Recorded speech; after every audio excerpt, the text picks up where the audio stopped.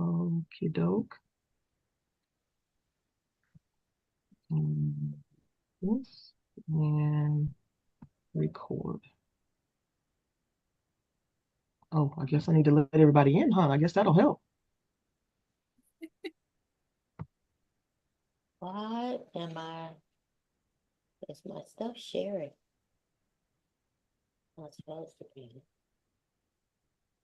All right, now I think we got it. All right, good afternoon, everyone, and thank you all for joining us for today's month of service presentation of property taxes, exemptions, and payment options. My name is Nia Murray. I'm the programs coordinator with Neighborhood Recovery Community Development Corporation, and we are one of the partners in the A Month of Service collaboration. Also included is the City of Houston's Department of Neighborhoods, and joining us today, we have Mrs. Cecile Carlson. Also, on behalf of our presenting partners with the Harris Central Appraisal District, we have Ms. Mabel Menifee, along with Ms. Jamie DeWong, representing the Harris County Tax Assessor Collector's Office. But in addition to that, we also have included in the partnership is the Earl Carl Institute, Texas Legal Services Center, Lone Star Legal Aid, Houston Volunteer Lawyers, and the Houston Bar Association. But together, we all make up a month of service. And what a month of service is the collaboration of all of our organizations coming together on a monthly basis, offering a variety of different workshops, resources, and information to the community relative to asset building, asset protection, the maintaining of generational wealth, and community empowerment. We know that there are a lot of underserved communities that are out there that do not have access to a lot of information. So we wanted to create the space and create the platform for people, for us to collaborate and to get as much information out to the communities that we all serve as much as we possibly can. So we started this collaboration several years ago in an effort to to increase our outreach and to again get as much information out to the community as we possibly could. So we've had to adjust and adapt to the virtual platform due to COVID. However, that virtual platform has allowed us the opportunity to reach even more people in surrounding counties and throughout the entire state of Texas, and even in other parts of the country as well. So we want to thank you on behalf of the partnership for joining us, for continuing to support us, and helping us to collectively get this information out to other people that also may find this information to be beneficial. So with that being said, we know that the tax season is getting ready to commence. And Tax bills are getting ready to go out if you all have not already received yours. And your tax bill is due as of the end of January without incurring any kind of penalties or anything like that. So we're going to get into all of that for you guys. Again, we wanted to just at least make sure that we got one of these out to you before the first of the year in case there were any questions or any other information that you guys may have had. So with that being said, we are going to move right on into our presentation. Oh, also note, let me give the disclaimer that information that does get presented here is for educational purposes only. No information is ever to be considered legal advice or personal advice. We do encourage you to reach out to the partners for more one-on-one detail in regards to your own individual situation. Again, this information that's presented here is in a group setting, and we want to try to protect your privacy as much as we possibly can. So we ask that the questions that you do ask to keep them to be as general as you possibly can, so that you don't divulge any personal detail information to get out there for everybody else to actually have access to. However, there are people that are in the chat from the respective presenters' offices that can assist. However, again, this is a live setting, a public setting, and just be careful with the information that you do put into the chat, because the session is being recorded as well as being broadcast live on our social media platform on YouTube and shared on our Facebook channel. So just do keep that in mind as you're asking your questions. However, we do encourage you to ask. You have your experts available here to you that can answer your questions for you. And we want to make sure that your issues are addressed, and that you know what your options are, and what the process is getting ready to be, and what you can do. So with that being said, let's go ahead and move on into our introductions, and we will start with Ms. Cecile. Thank you, Nia, so much. Hello, welcome everybody. On behalf of the City of Houston, I want to take time to welcome you to another informative session, this time on taxes. And I know that it can be very scary to talk about it and be faced with any tax issues. So I'm really happy and thankful that we have the experts here today to educate all of us on this very important information. So welcome everybody. Thank you so much to our partners for being here and presenting. And I am looking forward to learning today. All right. Ms. Jamie, why don't we have you introduce first, and then Ms. Mabel, then you can move right on into your presentation.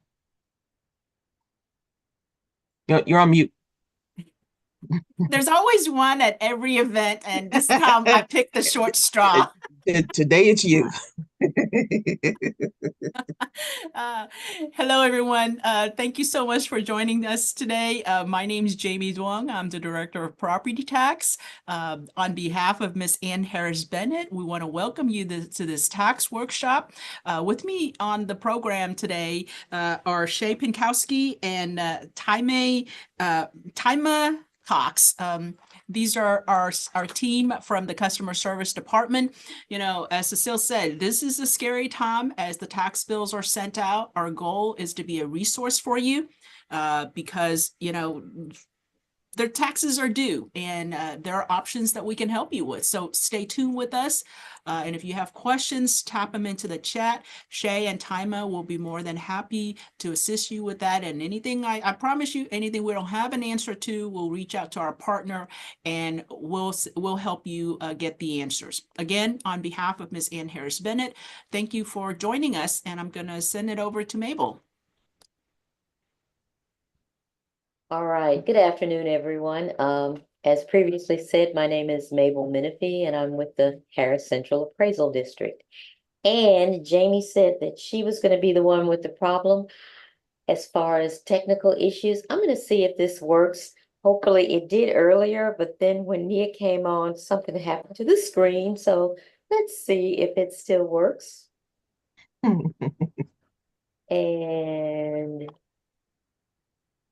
while you're doing that, Ms. Mabel, just want to remind everybody, feel free to type your question into the chat. If you are joining us on social media, feel free to type your question into the comment section, and we will make sure that your question is addressed at the end of the presentation. So, okay, I think it may be working. How's that looking? no, ma'am, don't see anything. Let me go to display and then swap preventer view. No, you have to do the share. You have to hit the share button on the Zoom page first. Yes. First. I did do that, but okay. End it and then go back to, I did that. You get 3 tries. You get 3 tries before the gods of glitch comes back and gets attached to you. Okay.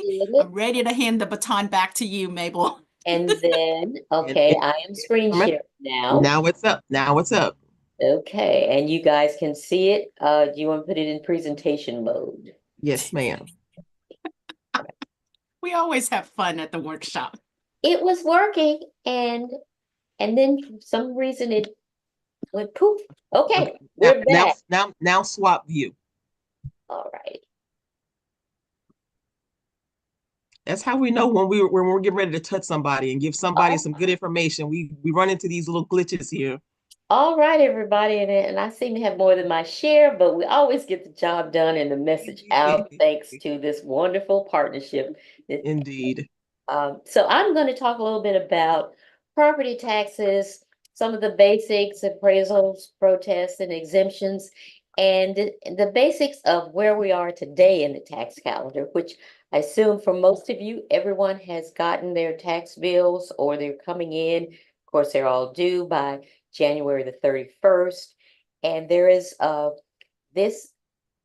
season that we're in now with the tax bills coming in, there is a process that goes on throughout the year that eventually leads to those tax bills being mailed.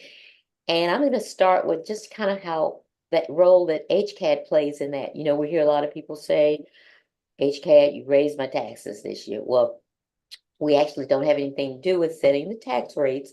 However, the appraisals and valuation process is what leads to what you have on your bills. So let's talk a little bit about HCAD's role. And I have with me on the call this afternoon, Alicia Kellum, who's one of my colleagues, who is also a exemption specialist. You know, the tax code is fairly complicated. Actually, a book about that thick, I like to point out. And so it takes someone who really works in it throughout the year, each and every day, to really sort of zoom in on specific questions, because there are so many variables when it comes to taxes in Texas, especially when it comes to exemptions and who qualifies for those. So having said that, let's go on to a little bit to our next slide. And we're going to talk about just basically property taxes, why we even have them in Texas. And that's because one of the reasons is that we have no state income tax. And so property taxes play a huge outsized role in Texas in funding local services within Harris County, within the city of Houston, and within certain areas within the city, paying for police and fire protection, roads, etc. The one of the central responsibility of HCAD, and there is we are the Harris Central Appraisal District. Some people may still refer to us as the Harris County Appraisal District. We are the Central Appraisal District for the county. There is one in each county in Texas that is responsible for valuing property, appraising all property, whether it's residential, could be agricultural, farm property, industrial, business, personal, and they are required to do so at 100%, as close as possible to getting to 100% of the market value of that property. And it's based on the date, January the 1st. We also here at HCAD administer exemptions. We're going to talk a little bit, we're going to go into a little more detail on exemptions, what they are, and how you can get them if you don't already have them. And then one of the things, the final thing that we do in terms of passing the ball off to the jurisdictions and then on to the tax office, is that we certify the appraisal rolls each year. And what that says is we've certified the value by sending this information out. People have had a chance to protest or option to try and change it. And these are the final values, or close to the final values as we have it this time, which is a majority. We pass them on to jurisdictions. They can look at that, and then they're able to set their budgets, knowing, and then the budgets, once they set the budgets, they also can determine the tax rates. The important dates, we're just talking about some of them. January the 1st, your values based on the condition of your property on that date. And that's kind of important to remember in terms of something could happen to the property a week or two later, where maybe a room was, something was damaged, you had fire, major storm or whatever.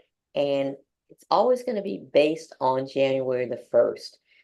If the damage or the value has not been restored the following January, then that's when you would see a deduction, you know, or change in value. There is one exception to that, which I will mention later on, called a temporary disaster exemption.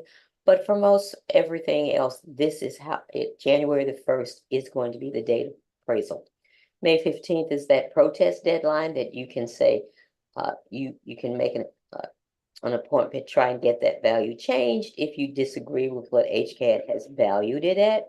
May 15th is usually the deadline, because the valuation notices that we send out come out in very late March or early April, and you have until May 15th to file that protest.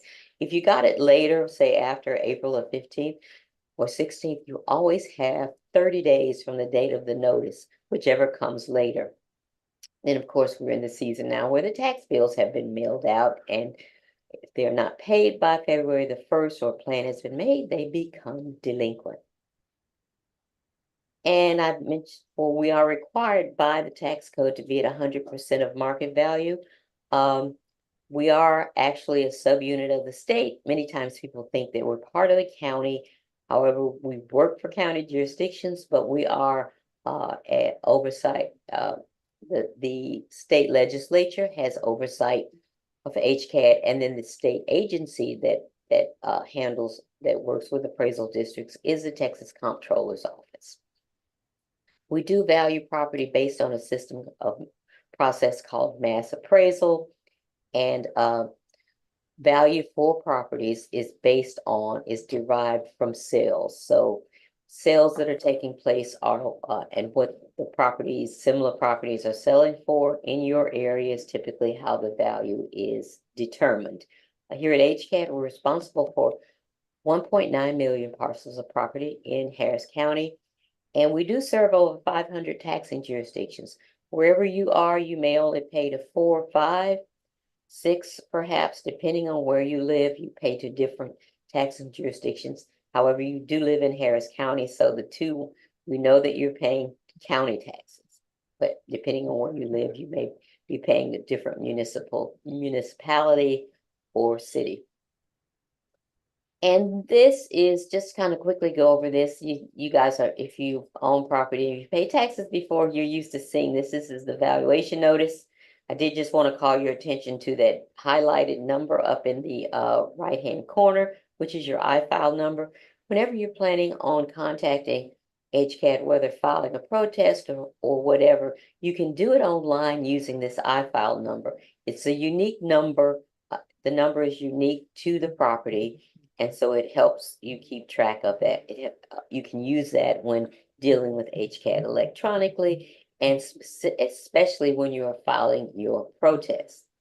On the letter, of course, there's the appraised value that we send out, and then there is the market value. The market value is what HCAT determines annually. The appraised value can be different from that, usually lower, or will be lower, or the same. But if it's lower, it's typically going to be because of the exemptions that you have on the property. Maybe it depends on how long you've had them on the property. But the important thing here to remember is that your taxes will be based on that appraised value, not that market value. The appraised value can be the same as I mentioned before. One of the things that also helps, besides the exemptions, which give you a discount on the property taxes, is that 10% appraisal cap that many people benefit from when property values are rising in their area, probably because of sales.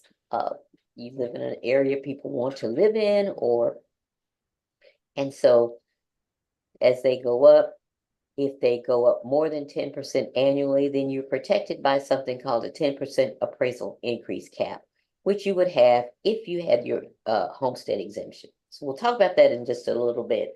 But also I want to mention the market value. The market value is the value that you're going to be you would protest your property on in the spring if you disagreed with what the HCAT assessment was. And that is the market value is the value of which a property would sell for to a willing buyer on the open market. And it's our role again to establish that. The other thing that is important to remember is that your protest, when you do protest, is going to be based on that market value. So it's important to keep that in mind. And for anyone who finds themselves intrigued by the appraised value, market value, as well as the protest process, I do want to mention that each spring, starting in March, we have a series of workshops that are available. AMOS carries a number of them that deals specifically with the protest process, how to protest, the best ways to go about it, what type of information you might want to bring with you or provide with your protest. And these are going to be done by the appraisers themselves who are out there appraising, inspecting, and appraising the property, as well as the valuation analysts who are the folks behind the process of determining those market values once the information is in. So stay tuned for those if you just kind of are more interested in that, or when you get your valuation notice come next spring, you want to say, no, it's not that. I think that's incorrect. Be given lots of information on how you can, the best way to go about that. You do have several chances to do so. However, you can do it you can do it online, so you never have to leave your house. and through several ways. There's the informal hearing, which you can just simply sit down with an appraiser and provide that information. Perhaps you guys can reach an agreement. And then there's the formal hearing with the group called the Appraisal Review Board, which is a group of citizens who are placed on 3-person or one-person panels throughout the hearing season, and they will listen to your appeal as well as the appraisal district's data, and then they will listen to both sides, and then they make the decision on what the value should be. And then I failed to mention the iFile, iSettle, which are the ones that you can simply do online without having and simply upload the information, and we'll send you an offer back if you like it. If you don't, then you can proceed to one or more of the hearings. The exemptions. So now let's get into the really important, probably when you see your tax bill this year, hopefully all of your exemptions are in place. If they're not, then you still have time to contact us and get those exemptions in place for this year, which would provide you with, some additional tax relief. If you don't have them, you can always remember that the exemptions are good for the current year. And if you're late, we can go back as far as 2 more years. So the current year plus 2 years if you have not filed your exemptions yet, for your exemptions yet. They do exempt a portion of your property from taxation. As I said before, kind of like a discount. Once your exemptions are applied, that is money that particular part of your value is taken off before the tax rates are applied. Most common exemptions are going to be that general resident homestead exemption that each and every homeowner who owns and occupies the home is eligible for. There is also an over 65 exemption, which is an add-on to the general resident homestead. Just some other qualifications. One would be the over 55 surviving spouse disability exemption. And there are several, there are disabled veterans exemptions, and then some other service-related exemptions for individuals as well. The general resident homestead exemption, you simply, as I said before, you simply have to own and occupy the home as your primary residence. We do require some documentation, and that's going to be basically proof of ownership, as well as we ask that you send, and that's usually a copy of the deed, as well as a driver's license, copy of your driver's license. And the reason we ask for that is that we need to make sure that the owner actually is occupying the home. So that driver's license the address on that driver's license needs to match the address of the home where you're applying for the exemption. So it's important to remember when you're moving into a new home, want to get that driver's license changed as fast as you can. And it is required from, if there are 2 owners, co-owners, it is required from both owners. Again, you get that 10% appraisal increase cap, which prevents you from having to go through the shock of having your value rise exponentially one year and having to pay that additional taxes. It caps it at no more than 10%. And there is a $100,000 school tax exemption, and that's by state law. So anywhere in the state of Texas, you get that $100,000 exemption from your school taxes if you have that homestead exemption. And then, of course, there are other exemptions that are going to be offered by various jurisdictions. Jamie's going to talk about some that the city of Houston and Harris County offers in terms of general residents, as well as over 65 and some of the others. But these are all discounts which save money on your taxes. And it all depends on where you live, which jurisdictions offer what kinds of exemptions. The over 65 exemption, generally, you're going to qualify for that for the entire year you turn 65. So no matter when you turn 65, if it's in 2024, you're eligible for this exemption for that for 2024.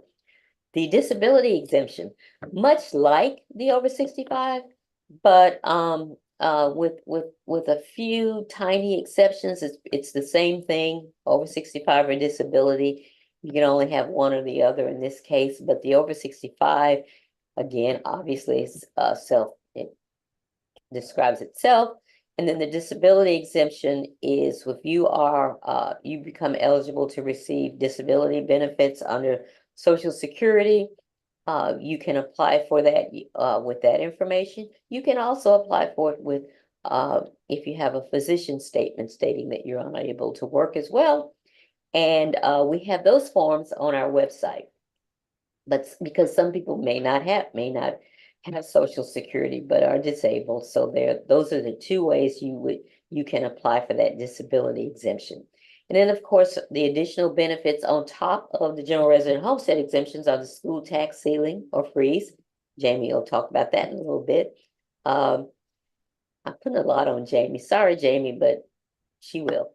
And then it's part of her presentation too.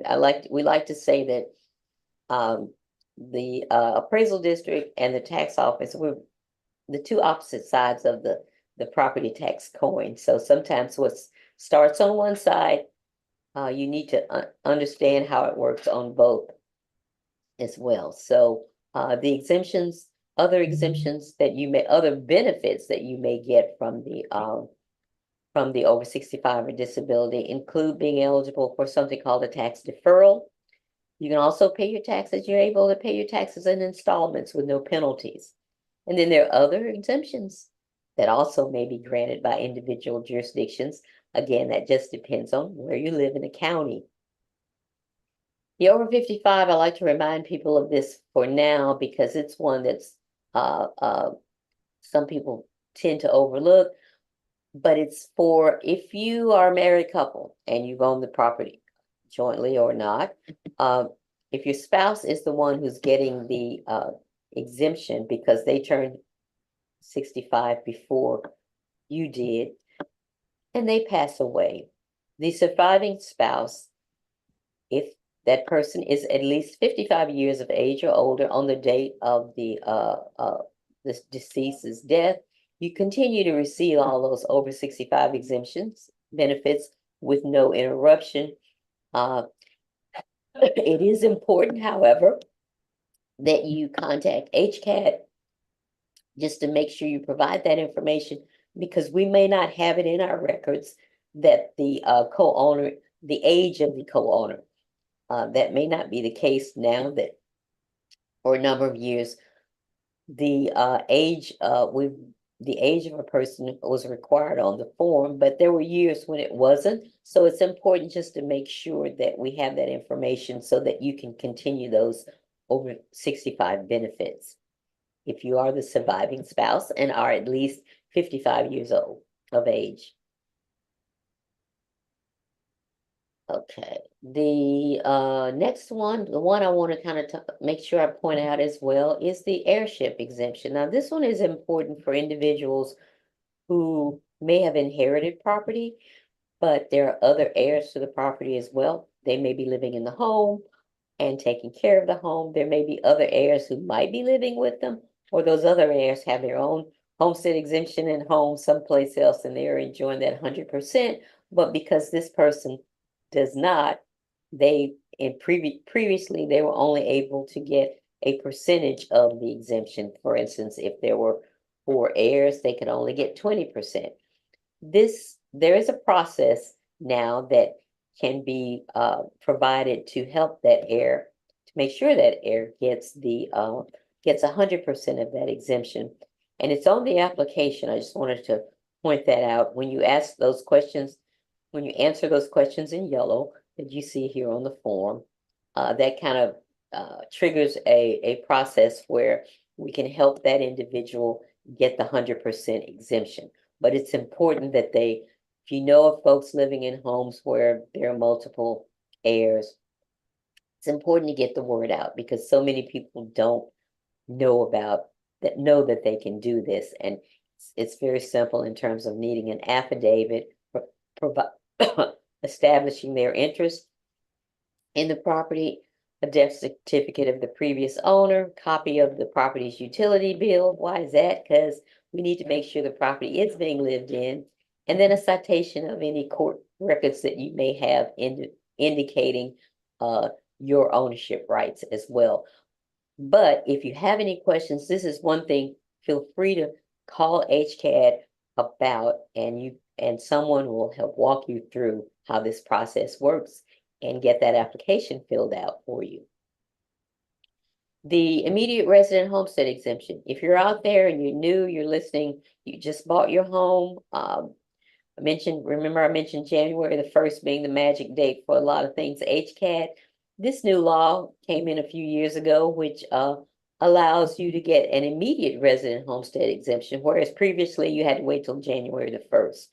You qualify upon occupying the home, and these are usually going to be new builds or homes where the previous owner did not have any exemptions, like a rental property. You can apply for it as long as you apply for it before the first anniversary of the date you moved in.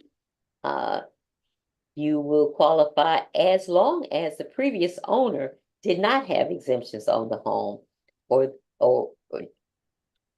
and if he or she did, that simply means you're going to benefit from that owner's exemptions for the rest of the year. But if you are granted it, depending on the month you moved in, it's going to be at a prorated rate. Say if you moved in excuse me, in May, then you'll get 8 months worth of the exemption. So just keep that in mind if you're moving into a new home. And it would be important to get that driver's license as soon as possible so you can send that in. And I wanted to mention this one called it's getting towards the end of the year, and this is a moot subject for the disasters that happened in the spring and in the summer with Hurricane Beryl and the storms and the derecho. But another year is rolling around, and we just never know what disaster might be in our future in terms of weather-related issues that we've been seeing. So I want to just provide a reminder about this. The temporary disaster exemption. I did mention that earlier that there would be one, most things would start, but there would be one that would provide you with relief regarding that didn't necessarily have a time frame, and it's this one that's called a temporary disaster exemption, and it's usually in effect once the governor of the state of Texas declares a disaster, as they did with the derecho and Hurricane Beryl and the storms. So once that is declared a disaster, once the governor declares it a disaster, and you have physical damage to your property, to the dwelling, then you can fill out an application with the appraisal district, which would provide you tax relief for that year in terms of the percentage of damage being taken off your value for that year. You do, however, have to meet certain qualifications. One is the 15% damage threshold. Now, that is going to be a qualification, a requirement. However, if your property is damaged and you may have no idea for months what percentage it was, but you only have 120 days to file for this exemption. So go ahead and file for it. Appraisers are going to look at it and determine what the actual percentage is based on value, but you don't want to miss out on the opportunity to try to save some money, particularly with some hardships you may be going through as far as the disaster is concerned. And they're going to really require documentation. Be sure you might want to take photographs of the damage, and you provide FEMA information, any insurance claims or repair estimates. You'll be asked to provide those at some point, but do go ahead and file for that if you have some damage following a disaster, because the window is short. It's only 120 days that you can apply for it. So as we go into 2025, I just want to make that point again and remind everyone. And those applications will be posted on our website. We'll work with numerous media outlets to make sure the word gets out, and we may even, for the areas that are damaged, try to notify the homeowners, but do keep that in mind should the unfortunate happen next year. I did want to also make sure that you understand, I talked about exemptions. It's important for people to understand that exemptions and deferrals are two different things. discount on exemptions, meaning it's like you never, you don't pay that money back because your taxes were discounted. If it is a deferral, that's something completely different, and you will need to pay that back. And I'm going to let Jamie talk a little bit more about that. But I say that because we hear a lot of people who say, well, I don't want that over 65 exemption because I don't want my kids to have to pay that money back. If it's an exemption, the kids do not have to pay the money back. If it's a deferral, the money has been deferred or payments have been postponed. So at some point, those payments do become due. And exemptions are very easy to get. You can get them, there's paper form available that you can fill out from HCAT. You can download from our website. There's an online, and you can also do that online. Those forms are fillable as well. We do have a mobile app that allows you to fill that information out. And depending on when you submit it, please try to submit everything at once so that there's no delay in processing it. Otherwise, it could be delayed. But typically, 60 to 90 days is how long it takes. You're going to be sent a notice. You'll be notified when it's been accepted. We also, if anyone has any questions about it, they're not sure how to fill it out, there's a how-to video available on our website, right next to where you fill that form out. In fact, you can actually view the video as you're filling out the form. Just go step by step. I also want to just kind of mention this, particularly for those who are going to be new homeowners, a lot of times you'll get something in the mail. It sounds like a great deal in terms of a designation of homestead and they're going to be charging a fee. And basically they're simply asking, they're going to help you fill out your form. Getting an exemption in the state of Texas is free. You do not need to pay anyone to help you get that. So please keep that in mind. If you have any questions about that, you get a solicitation like that and you're just not sure, feel free to call us. And then finally, these are going to start coming out in the next few weeks. This is the other thing you get once a year from HCAT, and it's simply the annual confirmation card, which shows that you have specific exemptions. And these will be coming out. I think people will start receiving these in the next week or so. They usually go out in late December and January. And it basically is to confirm that we have these exemptions on file for you. If anything has changed, please contact us. Maybe you've moved into a home and haven't had the name changed. In some cases, if you haven't had the name changed, you might not qualify for the exemptions that the other person had. So it's important to make sure you keep those records up. If we have something wrong on this card, please feel free to call us and get those things changed or corrected. And then also, if you don't remember receiving this card, they are mailed, batch mail with the post office. So if you don't remember receiving it, keep in mind that these are sent out not to be forwarded. If they don't reach the homeowner, the address, then they're going to come back to us. And well, some attempts will be made to contact that homeowner in other ways.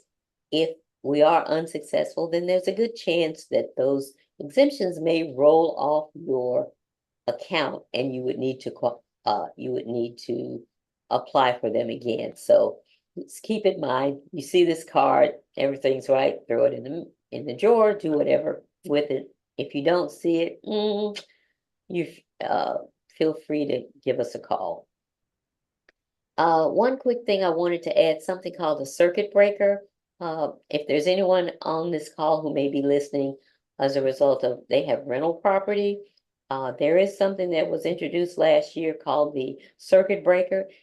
It's a temporary 3-year pilot project, but it was some relief granted to people who don't have homestead exemptions, but property. The idea was to help stymie the rising rental rates in the state. But basically all non-homesteaded properties that are valued at or below $5 million now get for this year a 20% cap for the previous year. So that general resident homestead exemptions, you remember, you get that 10% cap, or these properties will get the 20% cap. That does not include homesteaded properties or agricultural properties. That's primarily for apartments and businesses and that sort of thing. So you must have to be eligible for this. You had to have owned the property by January of 2023. And similarly, if this rolls back around next year, it'll be people who have owned the property on January of 2024 will be eligible for this 20% cap as well.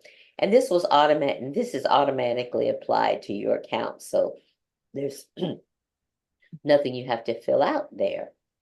This is what our website looks like. I mentioned if you need to contact us, you'll see under that second blue bar, the forms line that is there for any of the forms I've talked about or any additional forms you might need. We've got them all under forms. Some are fillable online, others may not be. The property search over here to the left is where you can always go to make sure your exemptions are still on file. It's going to simply say when you type in your account information and your account pops up, it'll either say residential homestead, or if you also have a disability or an over 65, it's not going to say that, it's not going to identify you as being a disabled person or an elderly person. It's just going to simply say multiple. Why? Because that's confidential information that we're not allowed to share on a public website. But by being multiple, you, of course, the property owner knows that that additional exemption is there. If anyone's interested in careers at HCAD, or you know of someone looking for a job, you can go on our career site here. Also, we have under help, we have a number of helpful how-to videos on a number of things, some of which I've even discussed, that are available. And if you want to contact us directly, we're out here on the Northwest Freeway. Our general phone number, as you can see, our website, as I just showed you, and the information that it has, or you can contact us online at the address that you see here. For anybody that wants to take a moment to snap that, I'll go ahead and go 3, 2, 1. Before I get ready to turn it over to my tax office colleague, Jamie Duong.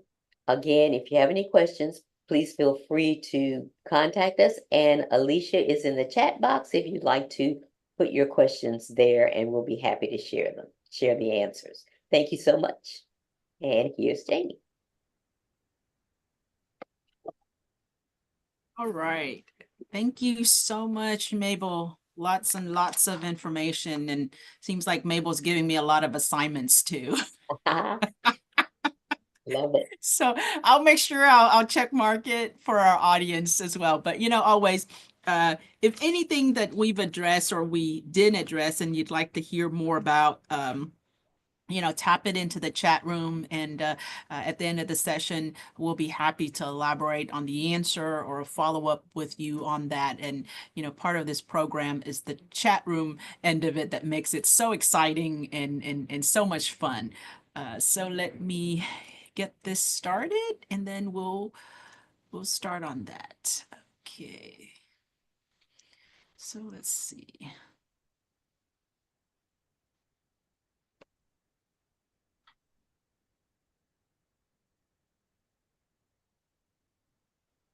Okay. Do we have it? Okay.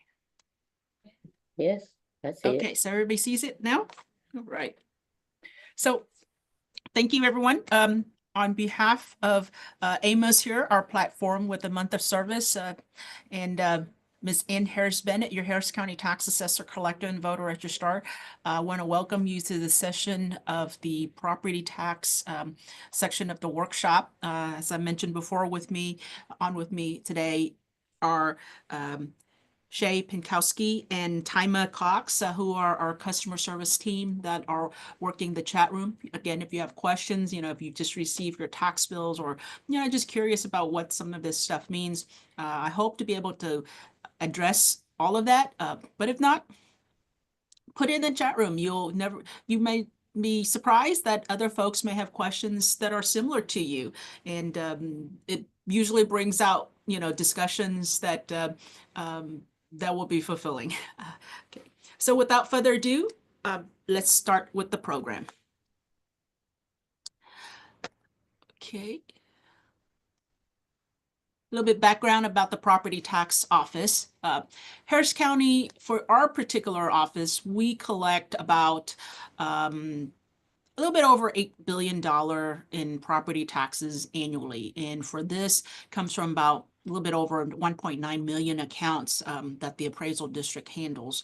And then we only represent about 82 taxing units out of some 500 that has taxing jurisdictions in Harris County. So what does that mean? That means that for your particular property, you may be receiving 2 tax bills, 3 tax bills, or more than that. So each taxing unit has the authority to ask the tax assessor collector or assign someone on behalf of the taxing unit to collect their taxes for them. So we represent about 82 of those taxing units in Harris County. Some of the majors one, including the city of Houston, the Department of Education, Harris County itself, or the flood control district. Lots of events that happened recently, involving the taxing units. So some of those, affect your property taxes. So if nothing else, one of the encouragement that I'd like to do for our viewers that are on this program or online or even watching recordings of these sessions later on is get involved. Get involved in how your taxes are determined and how your property taxes are being handled, okay? And that's what makes the change, and that's what improves the process. So on behalf of the tax assessor collector's office, we encourage you to get involved. And if there's anything we can assist you with, reach out to us. Now, as Nia and Mabel had mentioned earlier, most of you have probably received your tax bills. And for a small percentage of account that where the values have not been certified or it was certified late after the end of August, your tax bill may not be mailed out yet, but the majority of the tax bills have been sent out. And if you don't see it in mail, very easy, go onto our website at www.hctax.net. Do a quick search based on your address and or even account number or by property owner's name, and you should be able to access a copy of that tax bill if the property has been certified and the tax bill has been calculated. Now, how are the tax bill calculated? It comes in processes and step, and part of this process is called truth in taxation. The first part of that involves the appraisal district, where your property value is determined. And this property value determination process, is an agreement or an understanding between the property owner and the appraisal district, okay? Where the property owner and the appraisal district settles or reaches a value, a certification of value based upon, the sales of surrounding property, the condition of the property, and any kind of exemptions that the property owner may qualify for. And I'll go a little bit further into that a little bit later on in the presentation. But, at the end of this year, as the end of the year approaches, and you get your tax bill, you want to take a look at that to make sure that all the exemptions that you have that you may qualify for are labeled on your tax bill. If it's not, reach out to us, and let us assist you, or reach out to the appraisal district and make sure you file that exemption request form. Okay, so once the value is, if the property is settled, the next step is the tax rates, okay? This is where the taxing unit post hearings and dates, and this is where we ask The second part of the participation process that we ask you as property owners to get involved in, participate in the hearing, ask the questions of what are you using my tax collections for? How is it going or where is it going? This is where the questions should be asked to the taxing units, okay? So they would have postings of when the hearings are or what kind of budget is proposed and what kind of tax rates are proposed or when the elections for the tax rates are. Last November was very busy for the truth and taxation process, where you have several taxing units that have a tax rate increase, and they posted that for elections, or they have bond elections because they're asking for more money for a certain project, for a certain process. Of course, the tax office doesn't handle that, but the taxing units are involved because it involves their tax rates, okay? And ultimately, once the voters cast their votes for the tax rates or the bonds that affects their taxes, now come the last part of the process. And this is where we are. This is where the tax office is involved. Our part is to take the certified value, you multiply it by the tax rates, and you apply any applicable exemptions that the property owner may apply and generate the tax bill. The tax office comes in at the very last end of that. We generate the tax bill, we send it out to the property owners. Now, mentioned earlier about some of the changes and why we want to get involved, why we ask property owners to get involved at the beginning of the process, because it impacts your tax bill at the end, as it is right now. So I want to share with you some of the recent law changes that impacts your tax bill. For example, for Harris County, the governing body, the Commissioner's Court, has increased the exemption amount, the exemption amount from taxability for property owners of properties that are over 65, disabled veterans, or surviving spouses that are 55 years old, from the amount from $275,000 to $320,000.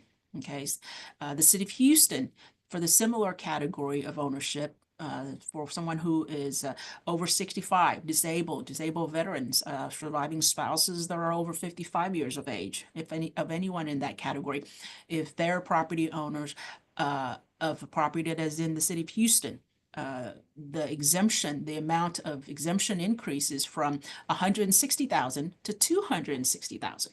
Okay. And of course, the school, we know that, where the general homestead exemptions for school taxes went from $25,000 increase to $40,000 increase, and now finally it's at $100,000 increase from exemptions. Okay. And mentioned earlier in the appraisal district's presentation is the partial prorated homestead exemptions, meaning if you're purchasing a property that is not at the beginning of the year as of January 1st or any time of that, you can apply for a partial exemption of that year's for that year's ownership, of your portion of that year's ownership. And of course, the limitations on non-residential exemptions has increased for to 20% amount cap for properties that are valued at $5 million or less. So some of these changes came about because of public participation. So as always, we encourage our audience to stay abreast of the news and follow on that, because these changes, small or major, impacts your tax bill at the end of the year. Okay, so picture is worth 1,000 words, So what is that $200,000, $160,000 to $260,000 exemption and increase means for me? Or what is that $275,000 to $320,000 for county exemption taxes, or $100,000 exemption tax means to me in terms of as a property owner. So like I said, the picture is worth 1,000 words.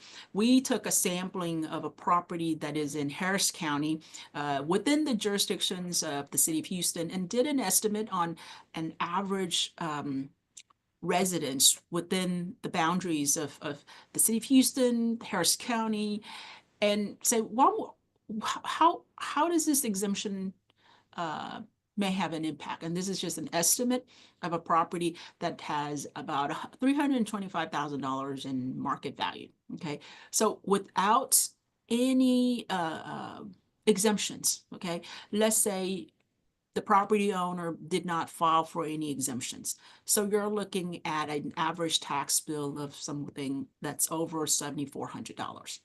Okay. Well, what if the property owner were to be, this is just their general homestead residence, their one residence, they moved there and they qualify, for the full year's residence. Well, guess what? By completing the process and completing the homestead residence application for the exemption, they save a little bit over $1,000. So their tax bill goes from about $7,400 reduced down to about $5,500. Okay, so you save nearly 20% just by completing that general homestead exemption request form.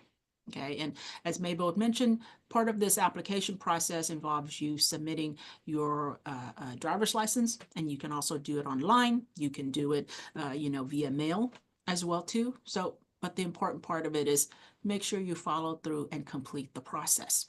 Okay, now, third part. What if the property owner were to be someone that is in the ownership category that is over 65 or disabled or a disabled veterans or a surviving spouse of anyone in that category that is over 55 years of age? Well, your saving is boost to a little bit over $5,000. So that tax bill, where it was originally $7,400 or so, now becomes a tax bill that's just a little tad over $2,000.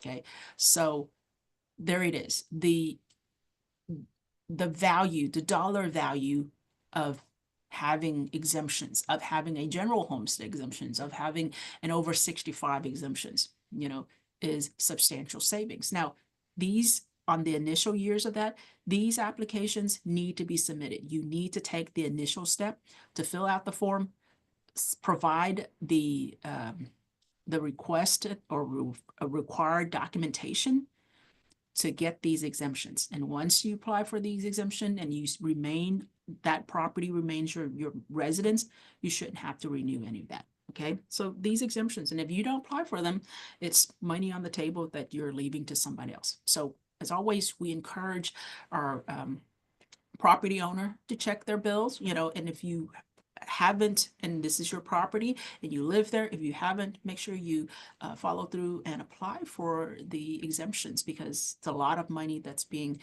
left on the table. Okay, so this was touched on a little bit in the appraisal district's presentation, a tax-free and a tax deferral. Okay, first of all, the tax-frees and the tax deferral are added benefits that becomes available once the property owner applies for and qualifies for the over 65 exemption, the disabled or disabled veterans, or the surviving spouse that is over 55 years of age exemption. So first of all, the tax freeze and the tax deferral are for properties that are in that category. Okay, so what is a freeze? A freeze usually is known as a tax ceiling. So the logic behind that, is that according to the state legislatures, when they allow for this tax freeze, is that once the property owner reaches 65 years of age, the logic usually is their children's are probably finished with grade school. So whatever they were paying for taxes when they apply for that over 65, it should freeze, meaning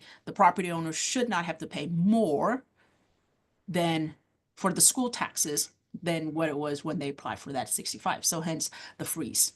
Okay, so this limits the increase of school taxes only. Okay, so only the portions of the school taxes. So does that mean their tax becomes zero? No, it doesn't, because you have other taxing units that did not opt for that freeze. And so only the school is required for the freeze when you qualify for the over 65.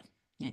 Now, how's that different from a tax deferral? Now, the way I look at the way I explain the tax deferral has always been the tax deferral is sort of like an insurance. It's there if you need it, and if you don't need it, you know, it won't be attached to that to assessed to that account. For example, a tax deferral is merely a postponement of taxes, postponement on the payment of property taxes, and this helps to prevent any collections or foreclosure actions by the collection attorneys. Okay, now a tax deferral is just a deferral of taxes. It's not a cancellation of taxes, but it does help if you are you're looking at limited finances and you're like, well, how I can't pay these taxes, and you're over 65, or you're the property owner of that of this property is disabled, or a disabled veteran, or someone that is a surviving spouse that's over 55 years old, of anyone in that category. You're like, well, I'm on limited income, fixed income. I can't pay the taxes. Well, instead of just letting the tax bill, sit there and ignore it and not pay, when you file for the deferral, when you qualify for the over 65 exemptions, or the disabled veterans, or surviving spouse exemptions, and you file for the tax deferral, it basically, that deferral gets coded onto your account. Okay. And instead of the normal penalty and interest that's assessed to the account, any unpaid taxes for that account will only be assessed a 5% interest per annum for any unpaid taxes. Okay. Now, what happens if you say, well, I'm going to pay my taxes when I can? No problem. Because guess what? Like I said, it's there if you need it. If you don't need it, it doesn't impact you. Because if you decided, hey, I'm going to pay it a little bit as I come, that's fine. As you go along the year, you can pay as much as you want to, as little as you want to. As it remains, any unpaid balance will only accrue a 5% per annum interest. Okay. As opposed to, without that deferral, it would be assessed the standard collection penalties and interest. Okay. Now, very important to note that a tax deferral is not a cancellation of taxes. Okay. It does not do away with your taxes. It only postpones the due dates. Okay. And that postponement ends, and the benefit of that tax deferral ends when the ownership is changed. Okay. So when, you sell the property, or when you give it to someone as the heir, that person has a certain time limit to get the taxes paid under the benefit of that tax deferral. So very important on the distinction between the tax freeze and the tax deferral. Now, what happened if you're not over 65, or, what happened if you got your tax bill and you're like, ugh, I need more time to pay my taxes? Well, don't worry. The tax office has payment plans to assist you, and we have other processes to help you deal with the taxes. Okay.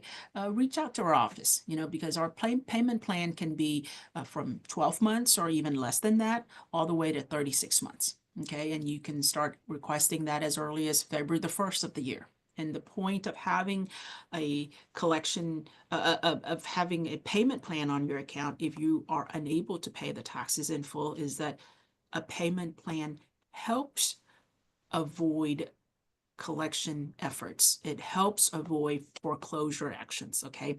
It helps reduces the fees that are associated with that. For example, okay, if you're a property owner and you're over 65, you're disabled, or disabled veterans, or anyone, a surviving spouse of anyone in that category that is over 55 years of age, you may qualify for a quarterly payment plan. And for the quarterly payment plan, there is no interest on that, as long as the payments are paid timely and exactly as it is, a quarterly payment plan. We take the taxes that's owed for that year, we divide it up into 4 payments, quarterly payment plan. And the payments are usually due by the end of January, the end of March, the end of May, and the end of June. Okay, as long as payments are made timely in those specifications, there is no interest assessed that. There are no extra fees assessed that. The only important thing is you have to make sure that the appraisal district has granted the exemption, the over 65 disabled veterans exemptions or the surviving spouse exemption on the account before we can process the account for quarterly payment. Okay, so like I said, don't delay and don't wait, or don't ignore if you qualify for the over 65 exemptions. The sooner you jump on that, the quicker the cap's on, the freeze is on, and of course, all the benefits that comes with property ownership for anyone in the over 65 category will be added to the account. So whatever paperwork you need to do, get it done. And if you have questions about that, or how needs assistance on how to complete the paperwork, or any other questions you may have involving that part of it, reach out to the tax office, reach out to the appraisal district. We're happy to walk you through that process. Now, what happened if you're not over 65 and it's not, and you don't qualify for the quarterly payment plan? Don't worry, we have other payment plans that we can assist you with. Okay, for example, there's a homestead plan, and this is reserved for properties where the property owner resides there and lives there as their primary residence. Okay, and again, that time span for the term of it can go as far as 36 months. Okay, what about if you have rental properties? Again, we have payment plan to help with that. The point of having a payment plan, we've had customers that come and says, well, I'm just going to pay a little bit every month. It's too much to set up a payment. No, it's not. It's just one phone call, one email, or one request. Just let us know the account, let us know how to contact you, and then we'll let you know how much the monthly payment is. And, if you feel like you want to pay it off sooner or earlier, that's fine. There's no penalty for prepayment or early payment. So, but however, having a payment plan there helps you reduce attorney's fees, help you reduce collection fees, and helps you avoid foreclosure. Those are the purposes of having payment plans. Okay, and of course, if you have any questions on those things, reach out to us. We'll be more than happy to walk you through the difference between these plans, and we'll be happy to share with you which payment plan makes the most sense for your properties. Okay, so you're getting your tax bill at the end of the year, and sometimes we understand the mail may not make it. But guess what? There's a better option. You can subscribe to get your electronic statement. And usually we have a cutoff on that, usually about mid-October or so. So this year when you get your tax bill, look at that. There's a code, there's an electronic code to that you can use to subscribe to get your mail delivered, for tax bill delivered to your inbox instead of being mailed and stamped to through the post office. And of course, this saves you a lot of, digging through the mail or waiting or watching, through the mail, or it also saves you time and, of course, helps you to, take care of the environment a little bit. So what does it take? Well, you can register for the electronic tax payment on our website at www.hctax.net. As I'd mentioned before, the 2024 tax bill has already been sent out. The majority of the tax bill have already been sent out, but you can still register for the 2025 tax year tax bills. Okay, so do that and just, help the environment a little bit, and helps you make sure that you get your tax bill on time and without having the confusions of waiting through the postal delivery process. Some important dates. Okay, the important dates that we have, for example, January 31st is the last day to pay your taxes without penalty and interest. Now, as you approach that day and you know that, hey, I'm not going to be able to pay the payment in full, guess what? Reach out to our office, contact us by phone, by email is best, let us know what's the address and let us know phone number or an email address and say, hey guys, set me up on a payment plan for X month. We'll be more than happy to assist you. Okay. And as I mentioned before, February the 1st, okay, you can request the payment plan. Now, what happens after, the taxes are due and you don't have a payment or there's no payment plan? Well, the penalty and interest begins to accrue. Okay. And for example, if it's on business personal property, collection process, for that April 1st is when the fees are added. Okay. And of course, if you wait till July 1st, that's when any unpaid taxes that is in our collections process is turned over to the collection attorneys. And usually by that time, additional fees are added. So we always encourage our property owners, if you have unpaid taxes, reach out to us as soon as you can and set up the payment plan, because after July 1st, the attorney fees get added to that. Okay, and as where we are right now, usually begin at mid-October or so, or throughout November and December is when your tax bills are sent out. Now, like I said, if you didn't get a copy of the paper tax bill, don't worry. You can also access a copy of that bill online at www.hctax.net. Okay.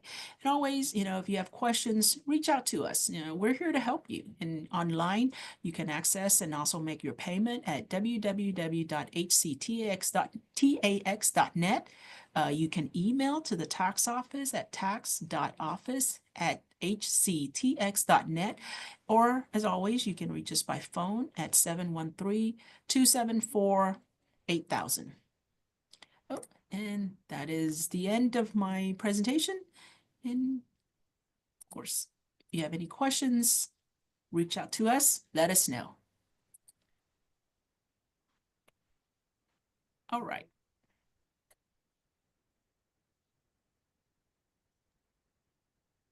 I'm having all kinds of computer issues over here. Uh-oh. Yeah, now it's my turn, I guess. Hi. Thank you guys very much. I want to go back through. I know Alicia and your other representative have been in the chat box here. Alicia did mention about the those other exemptions, that the deadline has passed for those 2 exemptions. You guys want to mention that real quick? Which one? The I believe it's the disaster. Oh, the temporary disaster exemption? Yeah. Yeah, the reason I brought that up again is because I want people to remember it for next year. If they did not apply, as I mentioned, you have 120 days to apply, so the deadline has already passed for any damage they may have had from Beryl or the derecho or storms, and that's unfortunate. Which is why I wanted to stress, keep that top of mind for next year, should we have any additional disasters. Okay. And of She course, also, let me do a little bit and that's on for the the disaster exemption. there's also a payment plan for properties that are impacted by those 2 storms as well too. So meaning if you've applied to the appraisal district and, saying, hey, my property was damaged because of this storm, there's also a payment plan, a disaster payment plan for properties that are impacted by that. Go onto our website, download the application form to make your disaster payment plan.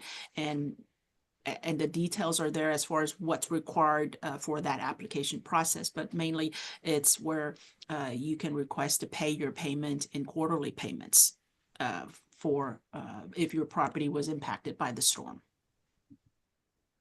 okay, Oh, there go was a ahead. couple of other things that she had put in the chat here that I want to just read for the folks that are that may be joining via the social media that they can't see the chat. It says, please be aware the iFile numbers are also confidential. So if you do not have your notice and cannot locate it, you may try using your HCAT mobile app to retrieve it. It will not be given out over the phone or email from our communication center. So keep that in mind. Also, she put in information about other workshops that HCAD has. The workshop calendar can be found on the HCAD website at hcad.org under the About and then Calendar page. And of course, that will be on the protest workshops and the workshops that begin in the spring. Okay. We'll have all that information. And then once you guys have that, you usually send it out to us and we'll send it out or kind of post it for everybody to know. So just be on the lookout for that if you guys don't receive it. Yes, we do. Okay. Let's see what else is there. Someone asked about application. Can you briefly explain the application for exemption of goods in transit? Okay, that's about the business property tax. That's Right. another workshop. In other words, we're gonna put that person in contact with someone from our business and industrial property division, which so they can have that discussion, because of course today we're primarily talking about residential property issues.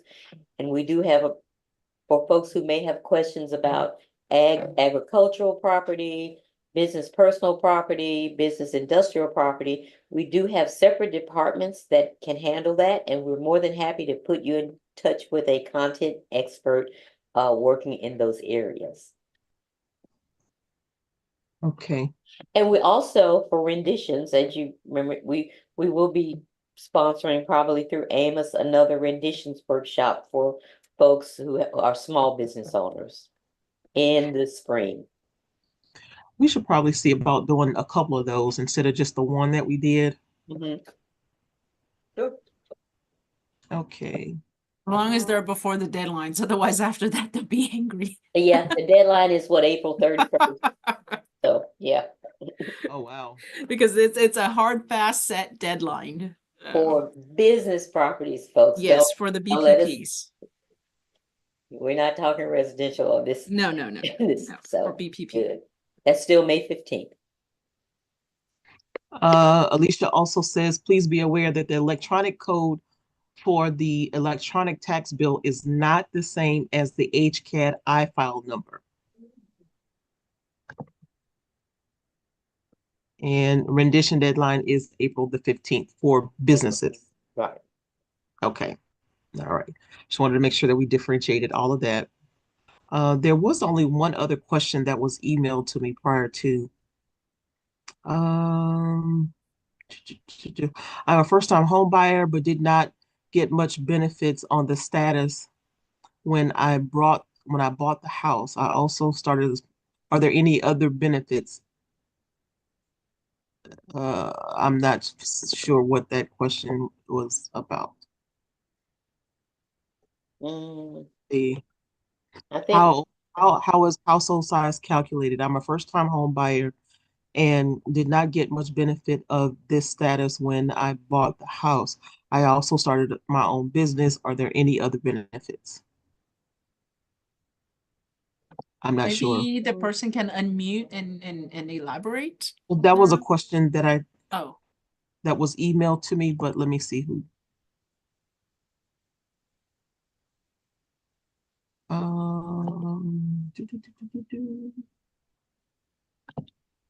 Actually, that person is on with us. So if you would like to unmute yourself, I'm not going to call you out or put your name out there. So if you'd like to unmute yourself, you can and kind of reiterate or re-explain what exactly that question was about. So, or if you want to specify in the chat, then please let us know because we want to make sure that your questions do get addressed. In the meantime, there was another one. At what age does a senior person have to be to pay no taxes? Can you guys kind of give that breakdown again about the over 65 exemptions when you have some seniors that do not have taxes to actually pay? How does that tax value work? Sure, I'll jump in there first, and then Jamie or Alicia, if I can clean up what I say if I missed any. But essentially, it depends on your value, your home value. There are some seniors who may pay nothing right now in in city or county taxes because their value has fallen below the exempted amount. For instance, what is it with Jamie? It's 325,000 with the county. It's 320 with the county, it's 260 with the city, and then it's 100 with the school, but ... There are other things that comes with that. Right. And as you're, and that's generally when your value has fallen below that, that you would not pay taxes to that particular entity. That doesn't happen often, but it does, and it's usually with older homes, typically in lower income areas, that you may see some seniors not paying any taxes. And I'll add something to this as well too. And it also depends on how long ago did you file for that over 65 exemptions? For example, you know, on this platform, we have actually encountered several, you know, senior citizens who were in their 70s when they just started filing for their over 65 exemptions, right, Nia? Or we Yes. would used to go to community center where people walked up to and says, hey, I didn't know I could have filed this 3 years ago. Right? So it depends on a lot of factors. First one of it being, most importantly, what was your value? Well, no, which jurisdictions are you in? You know, who has taxing authority over your property? Second, what was your value when you filed for the over 65? You know, and then more importantly as well is, how long ago was it when your property qualified for the over 65 exemptions? And then lately, for the last 4 or 5 years, has there been any substantial improvement to your property that would cause a recalculations of your tax ceilings, or that over 65 ceiling that was placed on your property? Mabel, you want to touch on that a little bit about, you know, rebuilding after a disaster, and then, you know, because it was a substantial upgrade to the property conditions, that it impacted the appraisal, therefore it impacted the tax base on that property. Right. I think you just explained it. There were some, once they had that, there were some folks who had a rebuild after some of the storms.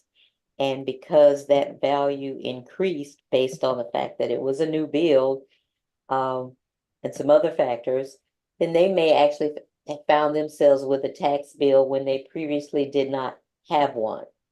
A lot of it has to do with value, rising values, just in the building industry even.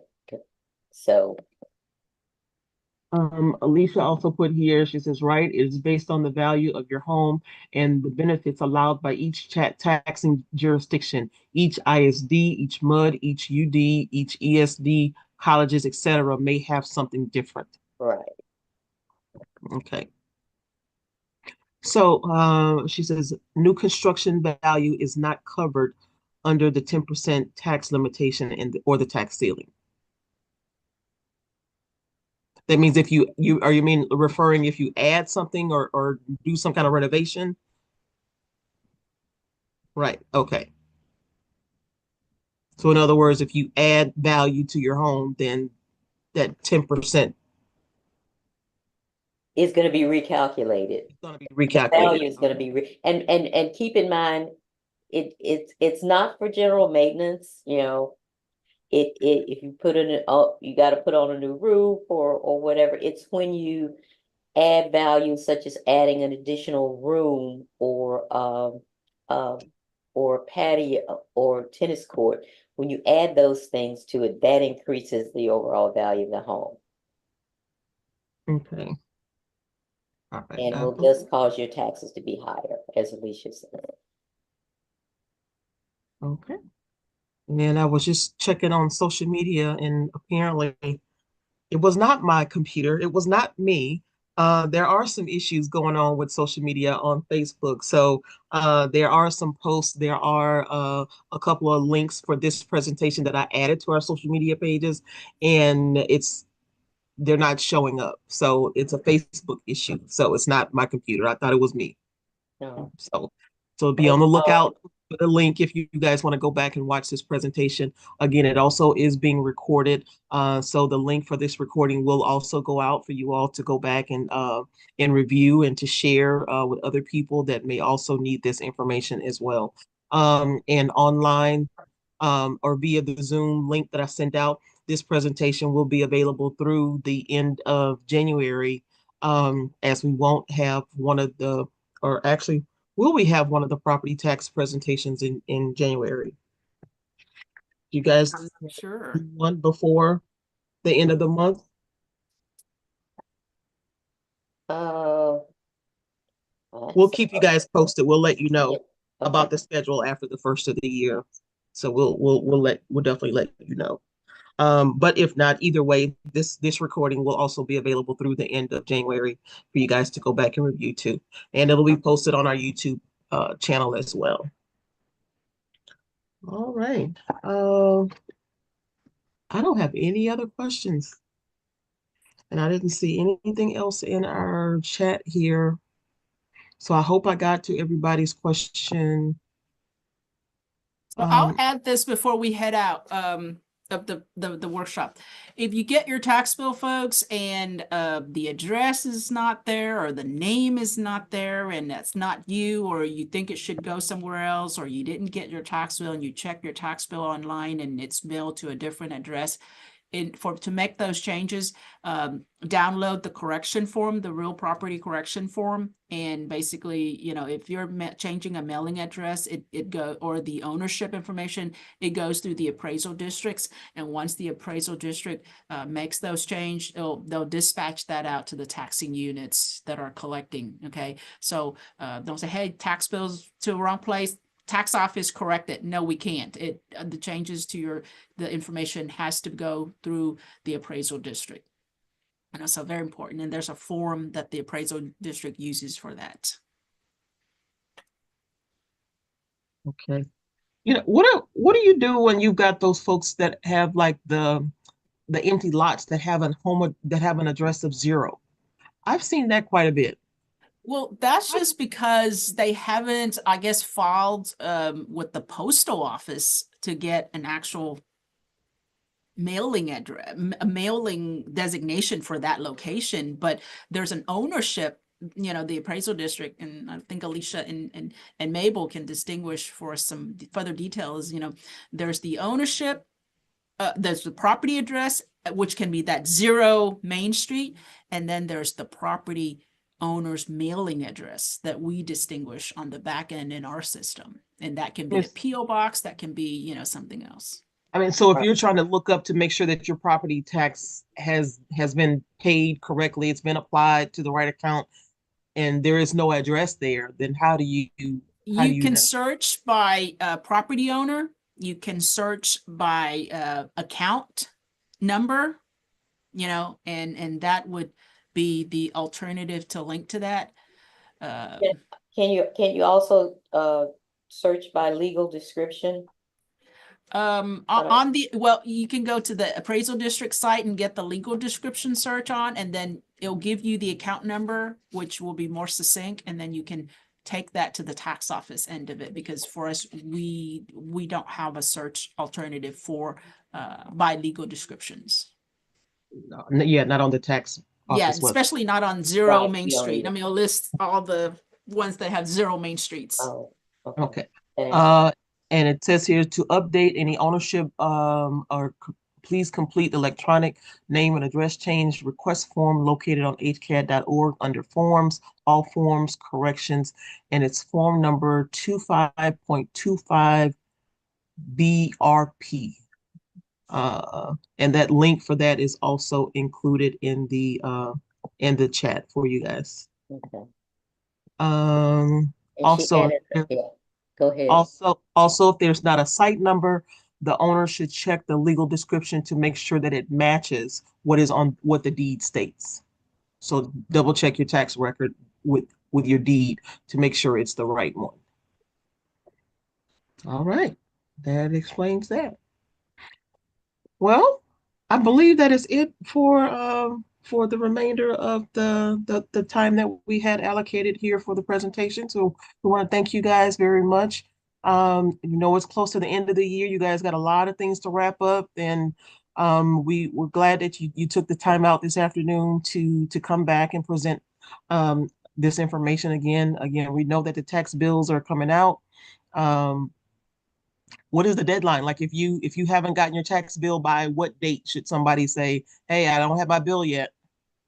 Well, it depends if the property has been certified. We're in the loading process of one of the supplemental corrections right now. But like, for example, if you're making a tax payment so that you can get the IRS end of year deduction deadline, that'll be December 31st.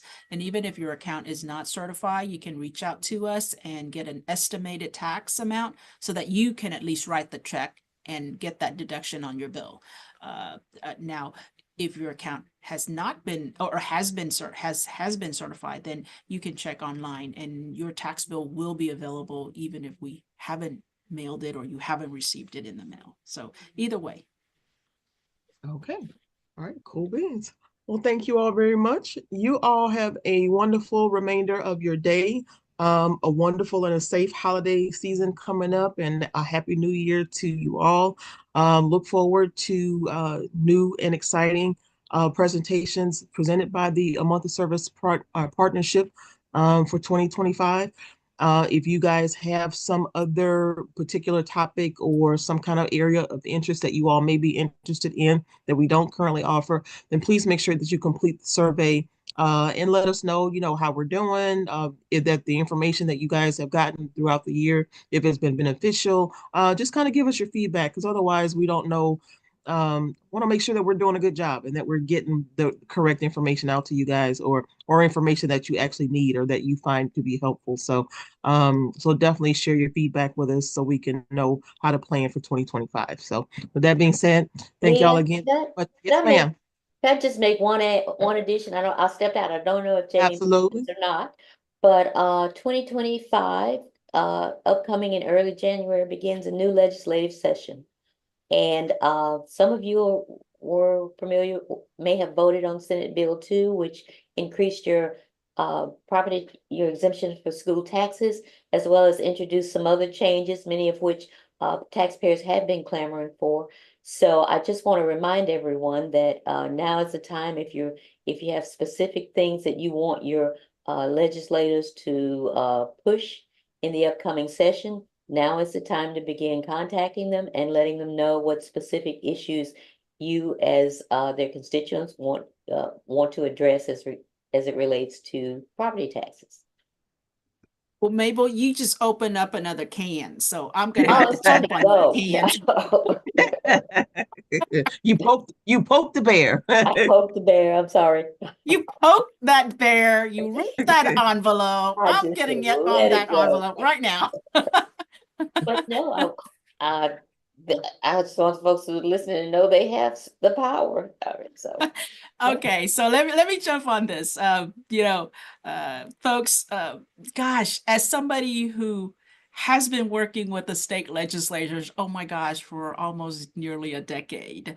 And one of the message on this platform and all of the platform that I've appeared on, I can tell you, I always encourage our property owners and our audience to participate in the process, just as I did today. Okay. And particularly every 2 years they meet, the legislatures every 2 years that they meet. And sometimes, some of the suggestions came out are great. Sometimes the suggestions are anything but, right? However, these are our representatives, and our goal here at the tax office, and even for me as a property owner, as an investor, as a business person, I can always tell you, you have to participate. You need to participate because that's what makes the process better. Some of as in my presentation, some of these exemptions amount that change. It's because people reach out to the representative and say, hey guys, can you work on this a little bit because the taxes are too much? Or, hey guys, can you allow a certain exemptions? Because I'll share with you some of the new, I guess our partnerships has how to talk about this. Like, hey, we want Jamie to talk about some of the fun things. Well, I'll tell you some of the fun things. For example, through the years of hey, somebody poked the bear and made me get on the soapbox. Don't blame me, okay? So through the years of COVID, right? A lot of the childcare facilities closed. Okay, did you know that? Nearly a third of the available childcare facility closed, or the people, for whatever reasons, and there's so many reasons attributing to that. So guess what? As a result of that, from the last legislative sessions, there was an exemption allowing a childcare facility to be exempt from taxes. Okay, so that was the first one. Okay, or the second one I'd mentioned in my presentation, it was, and so did Mabel, was the circuit breaker. You know, a lot of these property owners and a lot of folks that have assets or property, real estate, or even business personal property that are under $5 million. So like, why do we have to go jump through the hoops? And why do we have, 30, 40, 80% increase on valuations, hence impacting the taxes? So that's where you have the circuit breaker. But guess what? A little asterisk to that is that circuit breaker is an experimental pilot program. Okay. And it ends in 2026. So guess what? This year, November just started where they're starting the filing. And I can tell you on the first day of filing, there were over 1,500 bills that were filed. So everybody believes their stuff is important. So if you're, in the audience and you think, oh, well, I don't impact that, guess what? Your voice matter and your participation more than ever matters, because without you putting your comment or your reach out to your local representatives, they won't know what is important to you specifically. So guess what? The people that reach out to them get a magnified megaphone. So just small things, and tune into this platform, because as I look at some of these legislations, I'll share with you some of these things, and it's always makes for great entertainment. It's like, what? They thought of that? Why did they suggest that? What's the logic behind it? And it's always so interesting. So stay tuned to us and keep posted, and because I'll surely keep our audience posted. Indeed, indeed. Well, that's why they have to tune in to this to get the most up-to-date information from the experts in your field, because that's some stuff that I'm not going to be able to keep up with. That's just not my forte. I know how to stay in my lane, so we leave that up to y'all. So y'all could be the one to get that information out to folks, and we'll make sure that we have their ears so that they can listen. So thank you guys very much. Shay and Alicia, we do appreciate you guys helping out in the chat.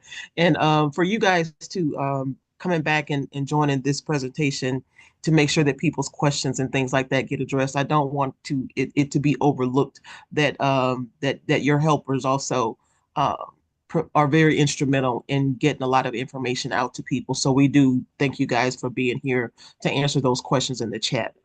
So thank you very much for that. But you all have a wonderful remainder of your day, holiday, happy new year, all of that good stuff. Wishing you all prosperity and peace into the new year and the next year to come. So we will hope to see you guys at the beginning of the year to join us for new new and exciting presentations. So you all take care of yourselves, stay safe, and we will see y'all next time. All righty. Thank you so much. Take care.